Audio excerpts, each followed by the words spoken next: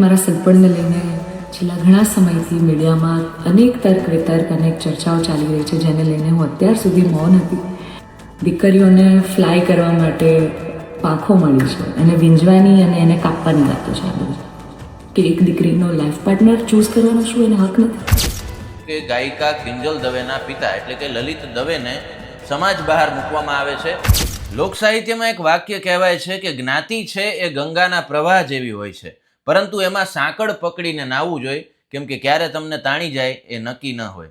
આવો જ કંઈક બનાવ બન્યો છે કિંજલ દવેના પરિવાર સાથે. કિંજલ દવેના લગ્ન અને સગપણ નક્કી થયું ત્યારબાદ જે કાંકરેજમાં સિંહોરી આવેલું છે ત્યાં સમાજની એક મીટિંગ ભરાઈ હતી અને તેમાં નિર્ણય લેવામાં આવ્યો આંતરજ્ઞાતીય લગ્ન મુદ્દે, અને તેમાં નિવેદન કરવામાં આવ્યું કે ગાયિકા કિંજલ દવેના પિતા એટલે કે લલિત દવેને સમાજ બહાર મૂકવામાં આવે છે. હવે તેમને સમાજના કોઈ કાર્યક્રમમાં આવકારવામાં નહીં આવે અને આગામી સમયમાં એમને જો કોઈ સપોર્ટ કરશે તો એમની સામે પણ પગલાં લેવામાં આવશે. જ્યારથી કિંજલ દવેના સગપણના જે સમાચાર છે તે પ્રસારિત થયા ત્યારથી જ અલગ અલગ નિવેદનો છે તે સામે આવી રહ્યા હતા, અને અંતે હવે કિંજલ દવેએ પણ એક વિડીયો પોસ્ટ કર્યો છે અને તેમાં તેઓ ખૂબ જ ભાવુક જોવા મળી રહ્યા છે. તેઓ કહી રહ્યા છે કે એક છોકરી છે એ પોતાના લગ્ન બાબતે પણ સ્વતંત્ર નિર્ણય ન લઈ શકે, તેને લઈને અત્યારે સમાજના કેટલાક અસામાજિક તત્વો છે તે આ પ્રકારના નિવેદનો કરી રહ્યા છે. જ્યારે મારા પરિવાર ઉપર વાત આવી એટલે હવે મારાથી સહન થતું નથી. પોતાના વિડીયોમાં કિંજલ દવેએ એ પણ સ્વીકાર કર્યો કે આજે હું જે કાંઈ પણ છું એમાં બ્રહ્મ સમાજનો મને ખૂબ જ ટેકો છે, પરંતુ હજુ પણ એવા ઘણા રિવાજો છે જે વર્ષો સુધી સમાજમાં ચાલી રહ્યા છે. તેમાં સાટા પ્રથા છે, બાળ લગ્ન છે, આવા અને દીકરીઓના બળાત્કાર થતા હોય આવા મુદ્દાઓ ઉપર બોલવાની જગ્યાએ અમારા પરિવારને પર્સનલી છે તે આવી રીતે એટેક કરવામાં આવી રહ્યો છે. હવે આગામી સમયમાં કોઈ પણ જો આ વિષયને લઈને કાંઈ પણ કમેન્ટ કરશે કે વિડીયો પોસ્ટ કરશે તો હું એમની સામે કાયદાકીય પગલાં લઈશ તેવું તેમને જણાવ્યું છે. જય માતાજી, હર મહાદેવ મિત્રો. મારા જીવનના એક નવા પડાવની શરૂઆત કરી રહી છું, ત્યારે જેટલા પણ લોકોએ મને શુભેચ્છાઓ આપી, મને પ્રેમ અને આશીર્વાદ આપ્યો હોય દરેકનો હું દિલથી આભાર માનું છું. રહી વાત કે મારા સગપણને લઈને છેલ્લા ઘણા સમયથી મીડિયામાં અનેક તર્ક વિતર્ક અનેક ચર્ચાઓ ચાલી રહી છે, જેને લઈને હું અત્યાર સુધી મૌન હતી, કારણ કે વાત મારા સુધી સીમિત હતી. પણ વાત જ્યારે હવે મારા પરિવાર પર છે, મારા પિતા પર છે, ત્યારે એક દીકરી તરીકે હવે મારાથી સહન નથી થતું અને મને લાગ્યું કે હવે આજે મારે બોલવું પડશે. એક બ્રહ્મકન્યા હોવાનું, એક બ્રહ્મ દીકરી હોવાનું મને એટલું ગૌરવ છે કે જેને હું કદાચ શબ્દોમાં નહીં વર્ણવી શકું. અને હું અહીંયા સુધી પહોંચી છું એના માટે શિક્ષિત અને સમજણી જે બ્રહ્મ શક્તિઓ છે, બ્રહ્મ સમાજના લોકો છે, એમનો ખૂબ ખૂબ ફાળો રહ્યો છે મારી આ જર્નીમાં. અને હું તો નસીબદાર છું કે મને 18 વર્ણના લોકોનો પ્રેમ અને સપોર્ટ મળ્યો છે અહીંયા સુધી પહોંચવામાં. મારો પરિવાર તો છે જ, મારી ઢાલની જેમ મારા પિતા છે મને સપોર્ટ કરવામાં, પણ આપ સૌનો પણ ખૂબ ફાળો છે. પરંતુ કહેવાતા સભ્ય અને મોડર્ન સમાજમાં જ્યારે અમુક 2-4 અસામાજિક તત્વો છે જે લોકો અત્યારે પણ દીકરીઓ માટેના રૂલ્સ અને રેગ્યુલેશન નક્કી કરશે કે દીકરીઓનું લિમિટ ક્યાં સુધી હોવી જોઈએ, દીકરીઓને ફ્લાય કરવા માટે પાંખો મળી છે, એને વીંજવાની અને એને કાપવાની વાતો છે. આ બધી દીકરીઓ અત્યારે તેજસ જેવી પ્લેનો ઉડાઈ રહી છે, યુદ્ધ કરી રહી છે, રણ મેદાનમાં છે, સંસદમાં છે, વિજ્ઞાન અને ટેકનોલોજીમાં છે. હમણાં ઓપરેશન સિંદૂર જે થયું એમાં 2 દીકરીઓએ લીડ લઈને આપણને પૂરા દેશને ગૌરવ અપાવ્યું.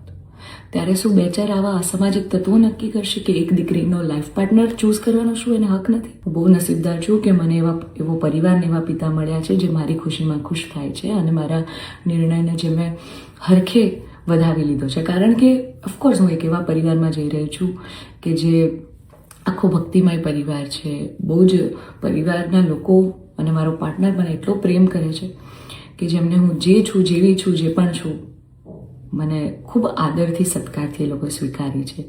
રાત દિવસ જ્યાં ગાયત્રી મંત્ર, નવકાર મંત્રના જાપ થાય છે, આવા પરિવારમાં હું જઈ રહી છું. મને ખૂબ જ ગૌરવ છે. એટલે હું તમામ બ્રહ્મ શક્તિઓ, સમજણી અને શિક્ષિત જે લોકો છે, બાકીના લોકોના મગજમાં નહીં ઉતરે કદાચ આ વાત, પણ જે લોકો શિક્ષિત છે, સમજુ છે, એ લોકોને હું નમ્ર વિનંતી કરું છું કે આવા 2-4 જે અસામાજિક તત્વો છે ને કે જે દીકરીઓની પાંખોને કાપવાની વાતો કરી રહ્યા છે, પ્લીઝ એને સમાજમાંથી દૂર કરો, નકર આપણો સમાજ ક્યાંયનો નહીં રહે. તમે દીકરીઓનું સારું જ કરવા માંગતા હોય ને તો દીકરીઓના શિક્ષણ માટે વાત કરો, નાની નાની દીકરીઓ પર જે બળાત્કાર થઈ રહ્યા છે એના માટે વાત કરો, દીકરીઓની પ્રતિભાને આગળ લાવવાની વાત કરો. ચલો આ બધી પ્રતિભાને બધું તો મોડર્ન વસ્તુ થઈ ગઈ.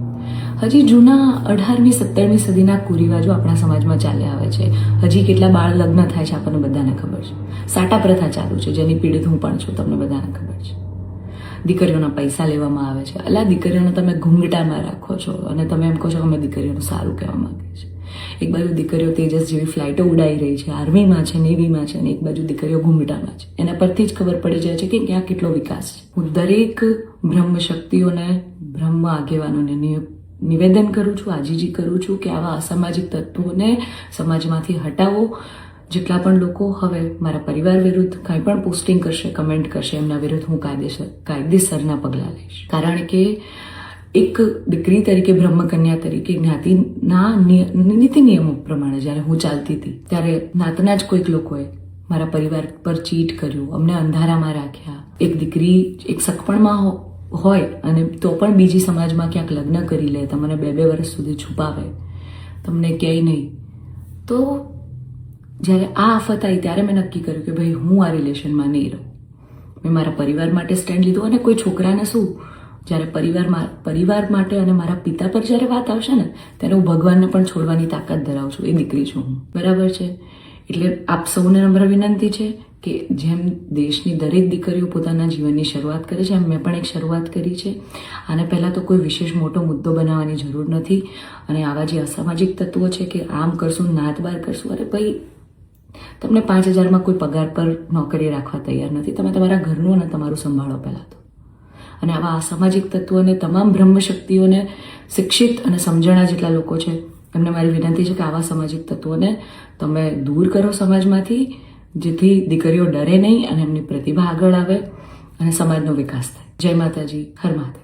આ વિડીયો છે એમાં કોઈ સમાજનો પક્ષ લેવાનો કે કિંજલ દવેના પરિવારનો પક્ષ લેવાનો ઉદ્દેશ અને એની ચર્ચા કરતાં પણ વધારે એ છે કે જ્યારે તમે કોઈ પણ સમાજમાંથી આવતા હોય, સમાજ સાથે જોડાયેલા હોવ, તો એક તમારે ભેદરેખા જે હોય છે પાતળી, એનું ધ્યાન રાખવું જોઈએ. આંધળું અનુકરણ પણ સમાજનું ન કરવું જોઈએ અને સમાજ ઉપર ડિપેન્ડન્ટ પણ ન થવું જોઈએ. એ ચોક્કસ અહીંયા આ બનાવમાં જોવા મળે છે.